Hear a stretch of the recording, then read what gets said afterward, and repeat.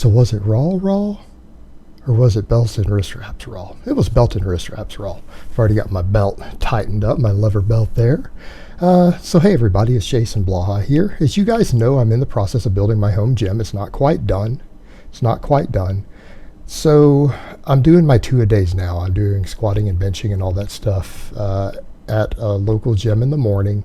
And then I'm coming home doing things like my weighted chin-ups and everything else afterwards. So I'm doing 2-a-days with my 6 to 7 day a week Bulgarian modified method for powerlifting and general strength. And so I thought, let me go ahead and get on camera, because I've had a bunch of people tell me, oh, you can't strict press over 200 pounds and all this nonsense. So I'm like, well, let me just go ahead and do this. And I'm going ahead and showing you guys my ramp up here. Yes, I ramp up with singles. I don't do rep work anymore unless I'm under 50%, and then I might do triples. So it's pretty much singles. Once I'm up at about 60% or higher, I just go to straight singles and ramp up, because I do so many exercises a day for max effort that's just how I do it. There's just no point in me doing rep work, because every body part is getting multiple maxes every day.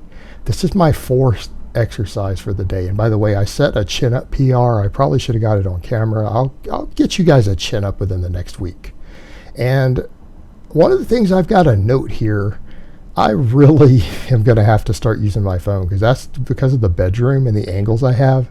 That was the only angle I could actually get the whole range of motion in, is all the way over here. I've got a closet over there to the side, to my left side, that I could open, and it's a big walk-in closet. I could probably put a camera all the way in there, but that's going to be silly too.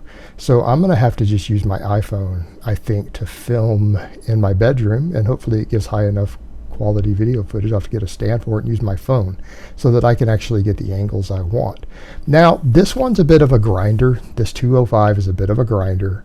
Some people are saying, how is this 205? Those are yellow plates. I told you guys before, I ordered some green rogue plates to replace those. Those are actually 25s. They're not 35s. And they're not 15 kilos, contrary to the color coding. There's some cheap ones I got off Amazon to do weighted chin-ups with.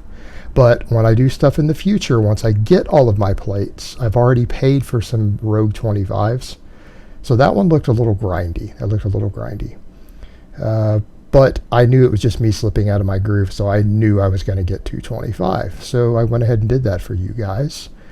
And Brittany was kind of there cheering me on, because I told her I need to do this on camera. I need this lift to be successful on camera, and I need it to be perfect. I need the lockout. I need the pause on the chest, because I've got people telling me that I haven't actually done this lift one. I've actually hit this lift 3 different days in 1 week after squatting. Now today, because I'm getting used to this training system now, I actually did floor presses today. I didn't flat bench. I did a max effort floor press. So I did a low bar squat, I did a floor press, and then I hit a chin up PR when I got home early this morning. This is my second workout of the day. And I'm going to power clean after this. So here we go. I'm psyching myself up. So remember, that yellow is not a 35, it's a 25, and then those are 10-pound Rogue bumpers. So this is 225 with a pause, strict press. So there you go. No leg drive. Grinding it, lock it, held it. Good. Got my head underneath the bar, and that's the main thing. You guys want to see that again? Let's watch that again, because I kind of want to watch that again, and I know you guys do also. I also put the wrist wraps on with me up here near the camera, standing up, so the people get a little bit better of a scale. You get a lot of people who are like, you don't even look like you lift, bro. And it's always weird when I hear that on the internet, because it's only on the internet. It's only on the internet, because in real life, I've got people who are like, you look like a goddamn monster, bro. And then I get on the internet, and it's, man, you're a fat guy who looks like you don't lift. And it's just such a weird dichotomy for me. It's just so funny. And I guess it's just camera angles, but, when I'm standing there putting wrist wraps on, then I've got a belt around my waist. So you guys got a better idea of me in close. I think that gives a little bit better idea of my proportions. Now, I don't look like a bodybuilder, because I'm not trying to. I'm a strength athlete. But yeah, I thought, let me go ahead and demonstrate one of these lifts that I've already had people accuse me of lying about on camera. Let's get that out of the way first. And you know what's going to be funny is when we start filming full workouts on the same day, and then you guys realize this is after hitting multiple other maxes. And this isn't a lift I only do once a week. So what we really need to do is have me have a week where I come in and lift this on 4 different days, after squatting, after benching, after chin-ups, or after deadlifts, and then come in and hit it. And then get stronger at it, because 225 is okay. It's okay. It's okay. Not amazing. Beat some of these other people who try to call me out. I see them do it. But it's a long way from my goal. Ideally, I want to get this to 245 to 250 this year. So let's shoot for that. Let's reach for more, because I know I can do it. I know I can do it without even gaining any weight. Let's do it and gain muscle and lose fat at the same time. There we go. Let's be competitive. But yeah, there we go. Walking it back, getting that deep breath. For those curious, what are my mental cues? My mental cues are to roll my hips under, pull the bar in tight so that it touches the upper chest on the pause, so that I lean my head back and it's a straight line up and down. And then my other mental cue is to throw the bar behind my head. And that way I'm able to get that drive through, because that's the most important part. That cue to throw the bar behind your head is what keeps the bar from drifting in front of you, and it keeps it in a straight line, because you're trying to throw it behind your head, but you really can't. And what that does is it lets you push your head forward, so that what happens, if you can push your head forward and you can shrug up, there's no risk of shoulder impingement.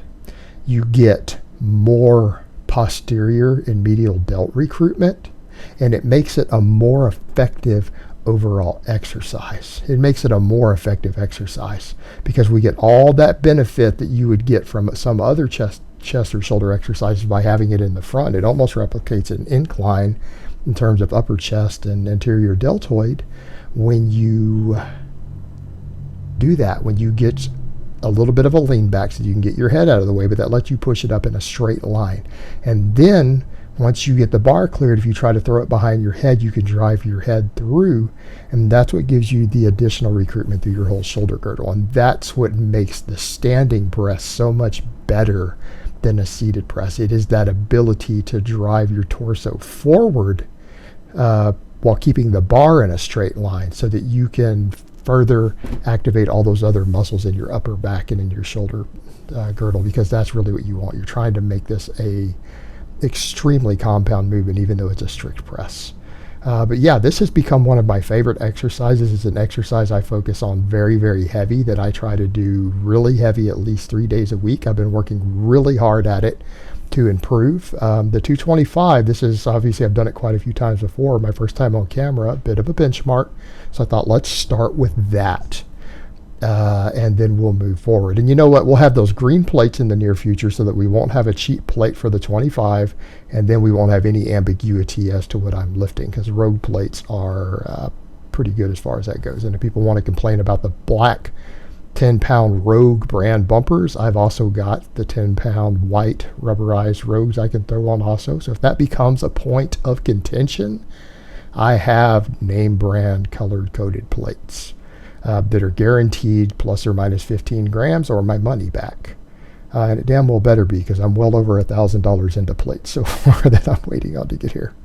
All right, guys, so that's really all I have to say on that today. I hope it's been informative and that you guys enjoyed that, and I will talk to you guys next time.